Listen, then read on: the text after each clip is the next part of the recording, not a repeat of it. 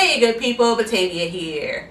We have a big harvest just before the frost. See you in a few.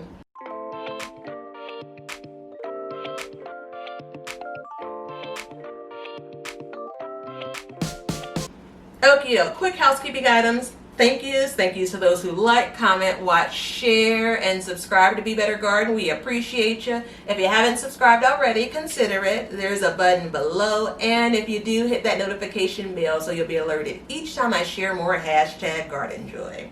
Second up, we are at the very end of October. I'm in Zone 6A in Chicago, and my first expected frost is October the 29th. So based on the weather forecast, we're actually going to hit that this week, kind of as planned, if you will. We're going to get down to about 30 degrees overnight. So when I knew that was coming and kind of knew what to expect over the course of the next week, I went into the garden last week. We did a full walkthrough of the front yard garden, the backyard garden, everything that I still have in containers, so y'all could see what it looked like before I started kind of pulling everything off. So that video is available for you to see if you haven't already checked it out. And then I did kind of a mad dash with the harvest. So I was able to get all of this off the plants over the course of like an afternoon. And I am going to start with, I think we can dig in. Yeah. Okay, so I'm going to start with peppers. We're going to move our way over to winter squash. Then we have tomatoes, and then finally we still have some melons. So we're going to talk about kind of things and what I plan on doing with some of these things. Some of them are actually fully ripe, others aren't, and that's going to actually make a difference as far as how I manage this over the next week or two. So starting up, we have lemon drop peppers. So these are super pretty, and this is probably why I bought the seeds. This is my first year growing them. And they're a hot pepper. So I like spicy food. I like hot peppers, but I'm not one that's going to be on the kind of top end of the scale when it comes to heat. And this is generally hotter than your jalapenos, which for a lot of people, I know that they even consider jalapenos mild, but not as hot as like your habanero or anything like that.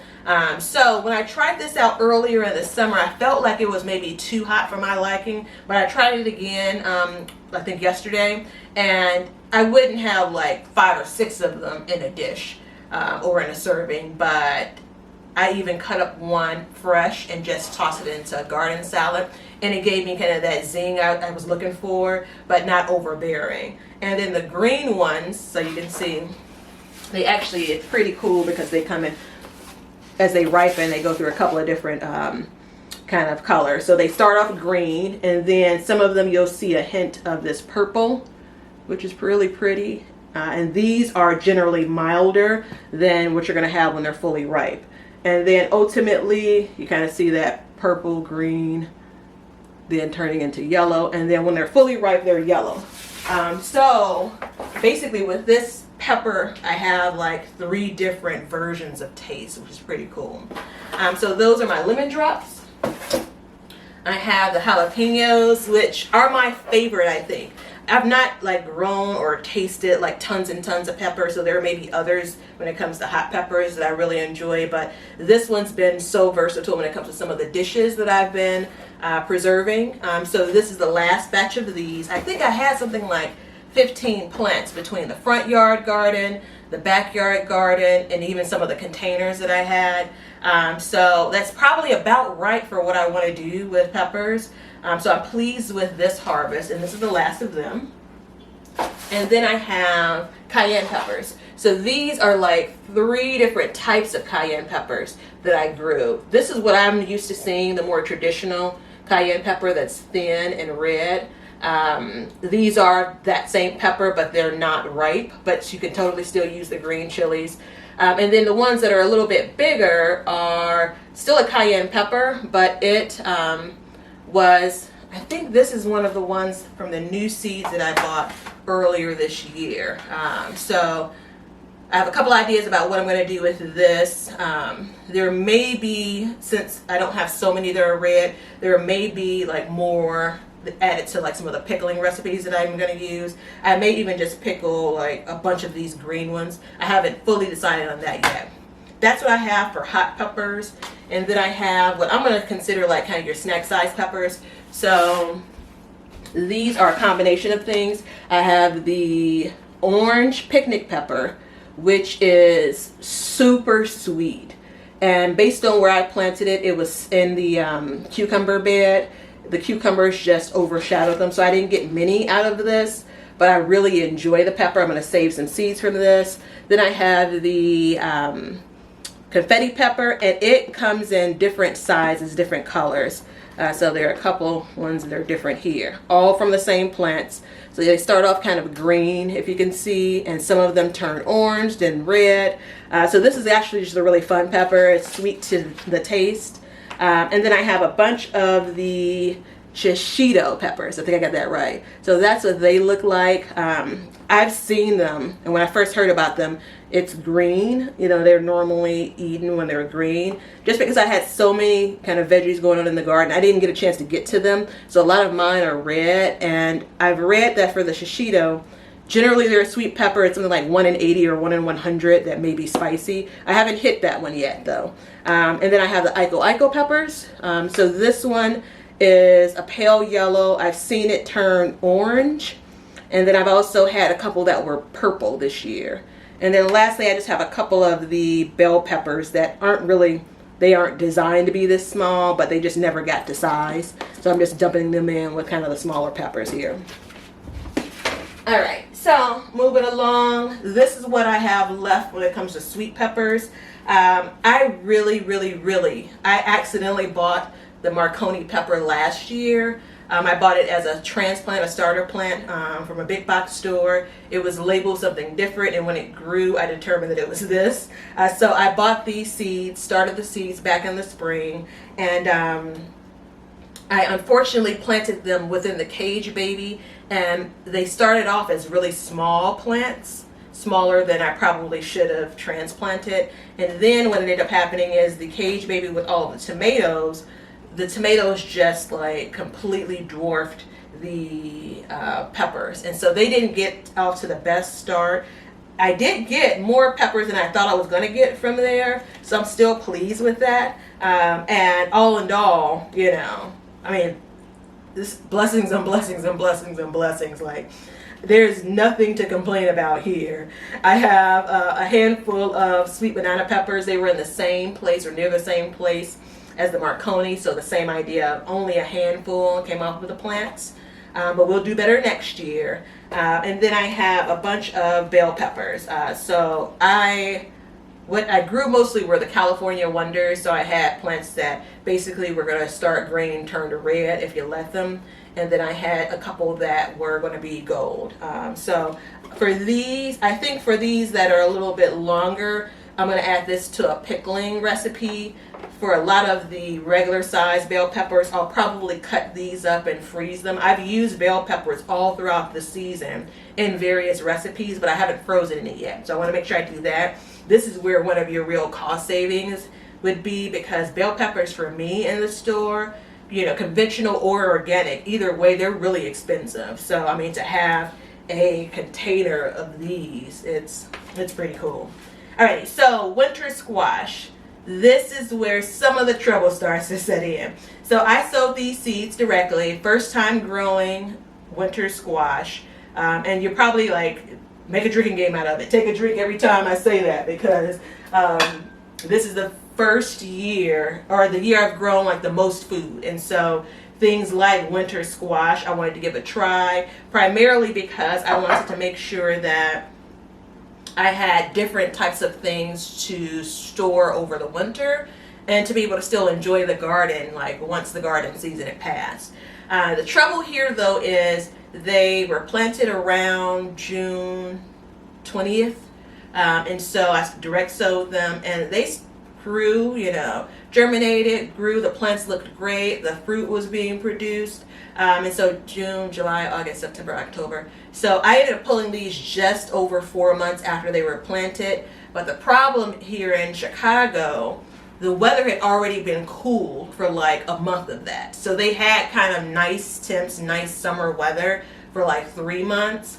And these are the plants. I had 2 butternut squash plants and 1 spaghetti squash, that they ultimately were like decimated, the plants, with powdery mildew. And I didn't step in to do anything, and ultimately I'm paying for it in part now. But I did reach out to my local extension, Illinois Extension for Gardening, and as far as I understand, every state has one in the U.S. So I reached out to ask whether or not winter squash continues to ripen after you've gotten it off the vine. Because right now these are sensitive to cold, so these wouldn't survive a frost. I had to take them off. And the answer was, kind of depends, but generally yes. The storage or the life cycle when it comes to how long they will last in storage depends on how much they had colored up, is the way it was described, before you pick them. So this is the closest I have, I think, to almost being fully ripe.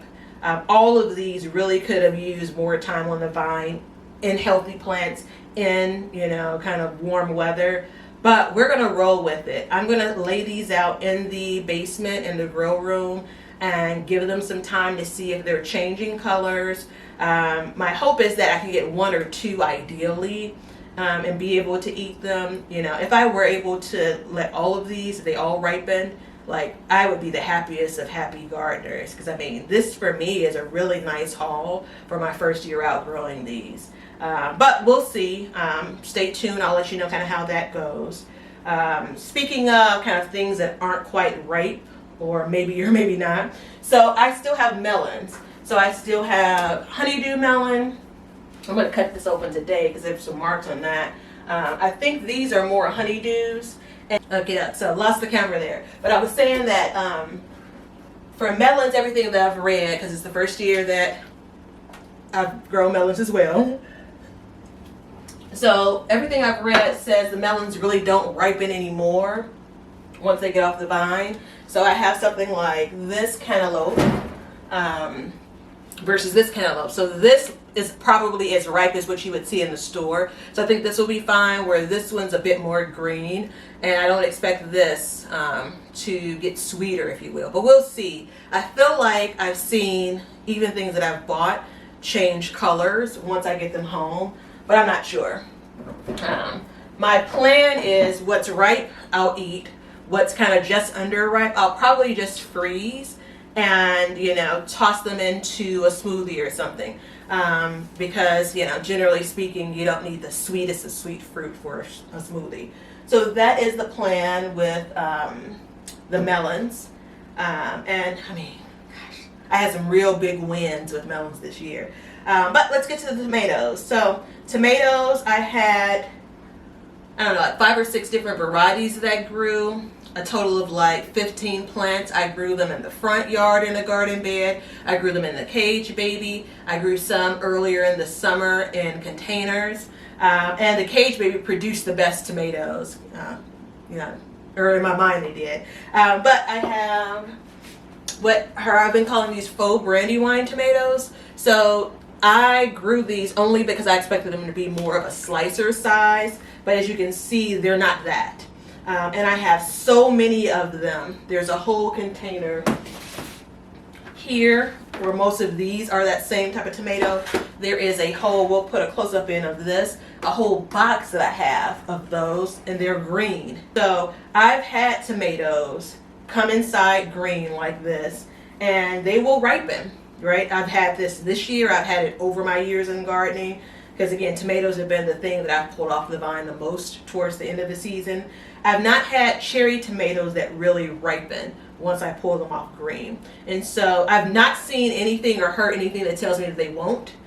So my hope is to do 2 things. One, I want to take the larger ones, and I have a couple of kind of green canning recipes that I'll use. And then some of the other ones, I hope just to let them ripen. And I'm okay with them ripening slowly, because if they actually ripe and don't rot, then I'll have just fresh tomatoes longer, which is pretty cool. What I did note though is, once I realized that these brandywines weren't going to get to the size I expected, I kind of said, I'm not going to grow them anymore.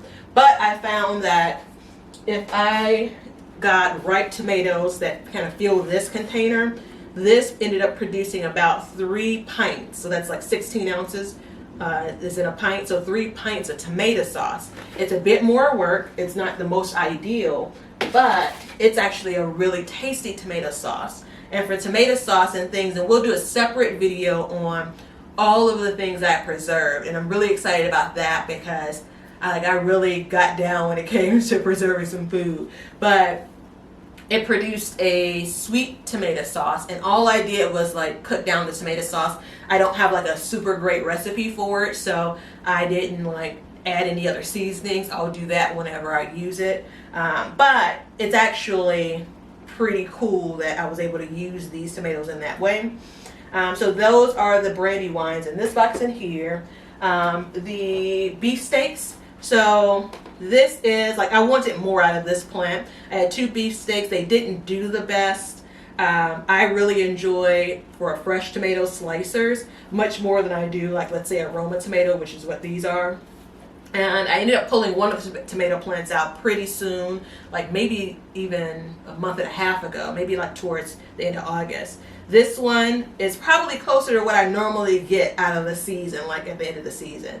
So again, blessings on blessings on blessings. While I didn't get as many as I wanted from here, when you kind of think about this is what I normally have, maybe a few more at the end of the season, and this is what I have as far as pulling out of the garden, you know, I'm just going to continue to be thankful for it. I'll continue to grow beefsteaks because I enjoy that type of tomato. But I am like on the search for like the most delicious, tomato. So if you guys have recommendations, please do share it with me.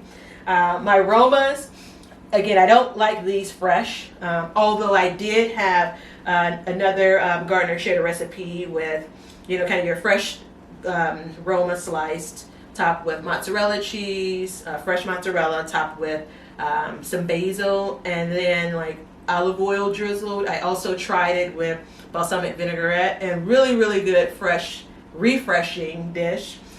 So that's probably the only way that I really enjoy them fresh, but they were just kicking butt when it came to my preserving recipes. So again, we'll talk about ways that I use these to preserve. I had 2 plants.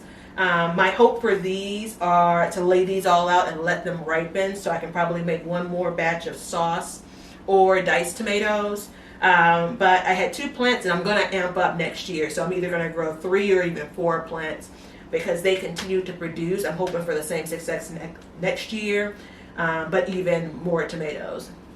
So last couple I have for these are some of my early girls, but these are my volunteer tomato plants. So I had 2 tomato plants that volunteered between the cage baby and the concrete patio. So just this itty bitty space they sprouted up. And these are cherry tomatoes that I grew last year. Again, volunteer, and these are the tomatoes that I pulled off of those plants. I'm hoping to just eat all of those fresh. This is like the win. So last up, let's see, is the combination of the green zebra and my early girls. And based on the weather, oh goodness, see that? Yeah, based on the weather, these ended up being smaller than they were throughout most of the season. And that's just fine because I actually have a recipe that I've already tried out. I've made it that has canned, like a dill canned tomato, like a dill pickled tomato. That's what it is. But I'm going to try it out today with y'all because I want to do it again. I want to use some of these for that. But the recipe called for sprinkling salt on the tomatoes. Like I dice most of them, but I slice some of them. But you sprinkle salt on it, put it in the refrigerator like overnight. And the goal is to let that salt drain the moisture, liquid, out of those tomatoes. And I did that. I rinsed them thoroughly. However, the tomatoes still were probably saltier than I would like. And my concern, and I have them here, my concern is that this just may be saltier than I'd enjoy. So I'm going to try them today and see whether or not I need to make adjustments to the recipe and the steps, or if this is spot on, then I'm going to definitely use that for this recipe. So let's get my hands washed up, and we're gonna come back, open that up, and then taste it, and then I'll let you know kind of what I think. Okie doke. So I have 2 jars. I just wanted to show you kind of the difference in the size. I'm doing a lot of small batch preserving. This is your 8 ounce, and then this is your 16 ounce, your pint size. Both of them were made at the same time. They're the green tomatoes plus onions, and then the brine mixture. I also tossed in a couple of red sweet peppers just for color, really. So I did want to cover one more housekeeping item before we open these up, and this is really focused on kind of the things I use to gather my harvest. So I don't have a traditional garden basket or harvest basket. What I found is things like this, like you saw a box like that earlier. I've used these. I've gotten these from just regular grocery stores.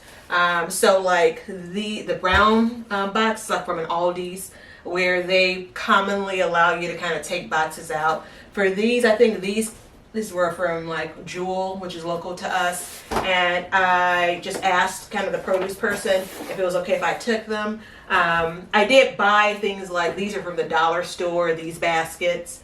My buckets, a couple of years back, another YouTuber that gardens, suggested going to bakeries and grocery stores and things and asking them for their food grade buckets. So a bakery is going to get icing in a bucket. So I've collected buckets like that over the years. You'll see I often use, all the way on the far end, is a milk crate, so I often use that outside in the garden, but also sometimes to carry my harvest in. So I am all for kind of repurposing other things to use in your garden and save some dollars.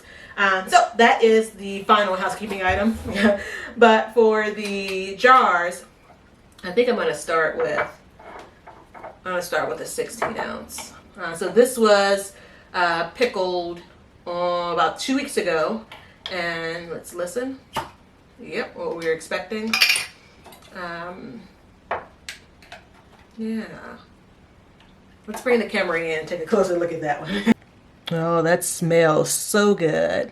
Alrighty, so I am gonna take a look. I actually got my phone to tell you what's in the brine. And tomatoes, green tomatoes we covered, onions we covered. There's pickling salt, apple cider vinegar, sugar, and then some of the other seasonings are turmeric, brown turmeric, celery seed, and mustard seed. So we are going to dig in here.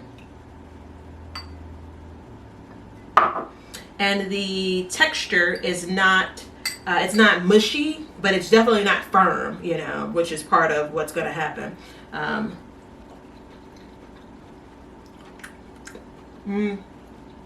definitely can taste the sweetness and the mustard piece.